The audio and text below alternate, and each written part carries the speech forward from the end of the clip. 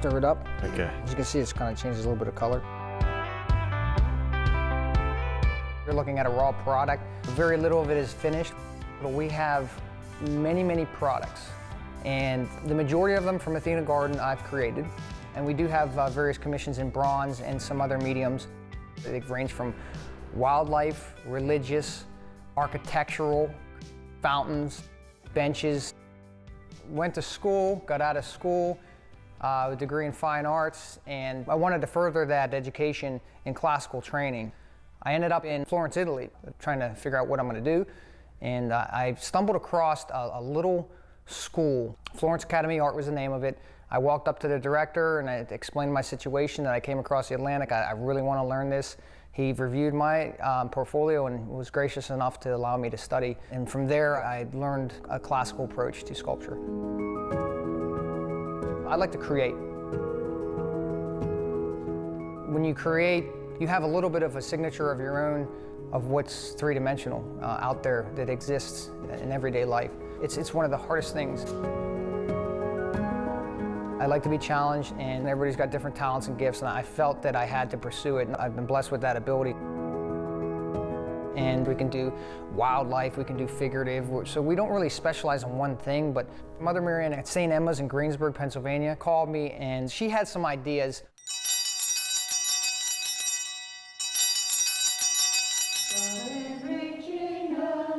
Many people call Saint Emma's a place of blessed peace and inspiration.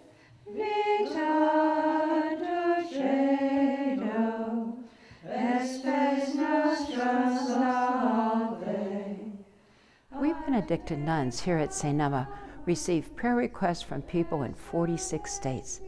We read them aloud. We follow these prayer requests, and they are so very personal. And then also that we welcome people personally here, the people that come for retreat, that come to the bed and breakfast, ask us to join into their lives.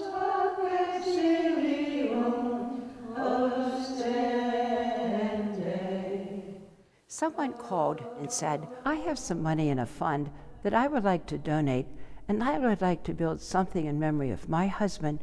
And we started to see afresh this wonderful wall space that everyone sees every time they leave the retreat chapel and go to the retreat house. Then the question became, what shall we put on it? We talked about it and thought that the biblical story of the woman at the well really expressed the year of mercy in a very beautiful way. So we called Cliff Dupill at Athena Gardens. Setting up the scale and the composition of the figures and making sure that there's enough negative space but not too much.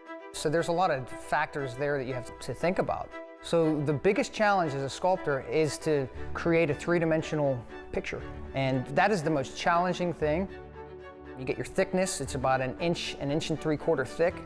The thickest point is roughly 2.5 inches off of some of the faces. But again, it's very flat, but you pack clay on it and you go right at it. Just the composition itself is very intimidating. You're sculpting Jesus, and to me, how do you do that? Really trying to get that to come off of the background, the flatness of it, to try to communicate a three-dimensional part of that sculpture.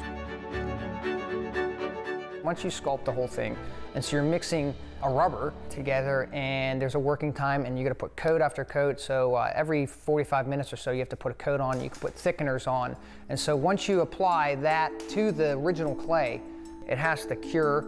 You build up layers.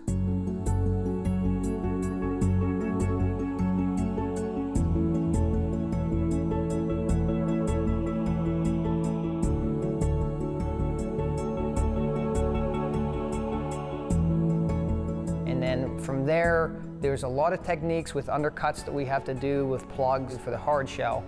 And from there, we'll delaminate it all. And believe it or not, the clay original is completely discarded.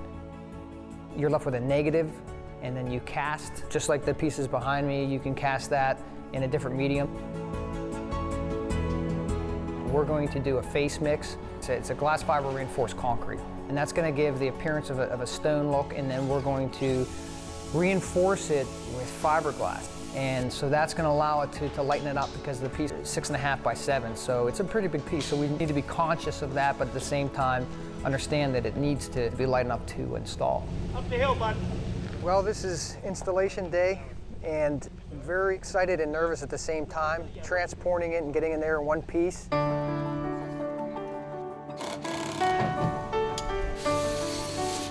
It is wonderful.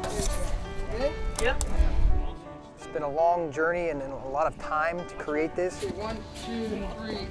I'm hopeful and prayerful that it will be successful and everything will go smooth. I can't wait till it's up. We had prepared as best we could at the shop prior to delivering, and mostly everything went smooth. Things take a little bit longer than you anticipate, but we've had a lot of help and support. And overall, I'm thankful that it's basically there. We're just about putting the finishing touches on. It's been nice to work with Raimondo and Mother Mary Ann, and it's a little more involved in regards to the install, but it's been a memorable process.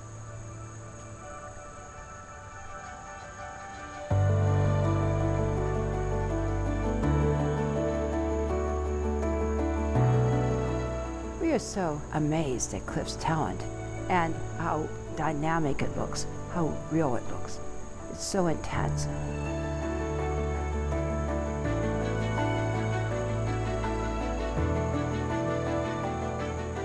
This woman at the well bas relief is far nicer than anything we could ever have imagined. It so enhances that whole area and also the whole of Saint Emma's. And it brings a center of focus. It's made out of cement. It's like the Benedictine charism of stability.